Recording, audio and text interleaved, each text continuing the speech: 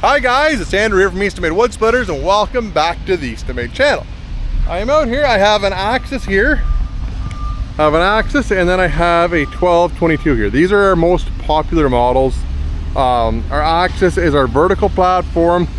Our 1222 is our horizontal platform. So if you're looking at a 1222, a 2228, a 37D, 24D, 916, 511 are basically the same chassis, the same machine, just different options. They're faster, slower, more power, whatever. That's what you get with the different machines, but they're all basically the same platform, but with different engines, pumps, all that kind of stuff on it. So that is our basic platform. Right now it's running a 7-way box wedge in it. We also have a 6-way. The wedges are quick and easy to swap out of these. They pull out. But why am I telling you this? A lot of the people that are watching this like, Andrew, we know this. This is your standard stuff. You do this all the time. Well, for the fine folks across the sea in Europe, these are your machines. These are European spec Eastonmade wood splitters. These are going to our dealers. It's a Marco from LogSplittersCo.eu. I'll put the link down in the bottom. So if you are in Europe, great news. You can get Eastonmade gear and it is CE certified. You can run it. So I'm going to show you what we had to do that, and it wasn't too bad. When Marco gets them over there, he certifies them, and this is what he's requested to have done to them. So I'm going to show you how this works for you guys that are in Europe that want to purchase a machine. Marco's been consistently bringing gear into the Netherlands. He might have stuff in stock, he might not. Give him a call. Like I said, I'll leave his info down here. He's an awesome guy to work with, guys. Honestly, we've been really fortunate to be able to work with really great people like Marco. Yeah, he's a great guy. You give him a call, he'll be able to fix you up. But here's what we have, guys. As you can see, there is no foot pedal. There's no foot pedal on this Eastonmade Axis, and I am completely and totally torn by this, but this is what the Europeans want. This is what the bureaucracy there, the establishment, if you call it that, that's what they want. They don't want a foot pedal on it. So what we have is we have this fancy handle. So it is the exact same thing. So it's a dead man switch. You let go of it, it retracts. As soon as you take the pressure off it, the wedge comes back up. So it is fairly safe that way. We had to do that. It still has a standard axle underneath it. It is a torsion axle. I think anything over 700 pounds, maybe 700 kilograms in Europe, needs to have brakes, lights, all that kind of stuff on it. So I don't think you guys are going to be able to tow this down the road. Obviously, maybe people do. The other thing we had to do with this, we had to put a battery box on them, like a sealed battery box. I'm not quite sure the reasoning behind that. Maybe arc them out with a wrench or something. I'm not quite sure what the deal is. They're picked terminals, but that needed to be on it. Other than that, on that Axis, that was pretty well the two big things on the Axis. And I'm sure as I walk over to this 1222, you guys can probably guess what we had to take off the 1222. And if you're sitting there thinking, oh, the auto cycle had to go, you're absolutely right. So it's just a standard. It's our Q130 valve that we normally run on this, guys. This is a high quality valve.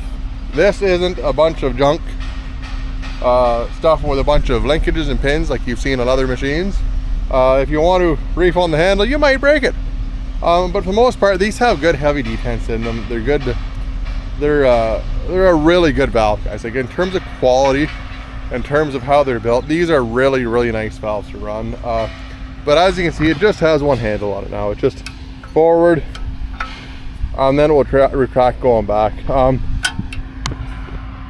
There's been some thought that it is a whole lot slower running the machine with an auto cycle on it, depending on the function of it, guys. Honestly, if the machine's fast enough, and you're working on the wedge and the pusher a lot, you probably don't want to have auto cycle on it. But in this situation, the way these are set up, the log rolls into the cradle. These are almost hands-free, and then with the boxer, it pulls the wood back and forth for you. So typically on a 1222 we would have auto cycle on it. The Euro spec ones don't have auto cycle on it, but again, guys, it's what we have to do in order to get you guys machines into Europe. And again, this has a battery box on it. This has a sealed battery box on it. Yeah, so really not a whole lot we had to do to do this C certification when Marco gets it. And there's not a whole lot, but you guys are able to run these over there. And if you haven't, well, most of you guys in Europe, we have a bunch of them over there now, but you European guys probably haven't ever seen a log splitter of this caliber. There's not a lot overseas. I've seen them all. I'm not going to mention brands or names, but this is top quality gear, guys. There's not really a manufacturer I've seen that's a European manufacturer that builds them of this caliber, of this heavy of a build. Fit and finish on these machines is impeccable. They're a nice job done on them. They're all powder coated. So that's the machine you're going to be able to buy. You're going to be able to run it commercially or for yourself, whatever, and you're going to be able to run it for a long time. It's going to last you a long time, and you can see that if you do your research over here. The North American guys here, these are the top brand over here. There's a couple other really close competitors. Wolfred, awesome gear. Brute Force, awesome gear. Timberwolf, there's a lot of brands over here that are building top quality stuff that is like this. But like I said, there's not a whole lot of European stuff that is going to be built this durable, this rugged, with the function and form that these have. Anyways, guys, I'll go ahead, I'll run these for you so you can understand. Again, if you haven't ever seen an Eastonmade log splitter, or if this is the first time tuning in the channel because you've seen the European stuff when you are in Europe, this is what we are. Eastonmade itself, I own Eastonmade. We are a small manufacturing company, I guess. We're 55 employees and around there. I've got incredible help here. I've got the best team of people you'll ever compile in our area. I've got the best of the best here, so I'm really lucky that I've got people like that.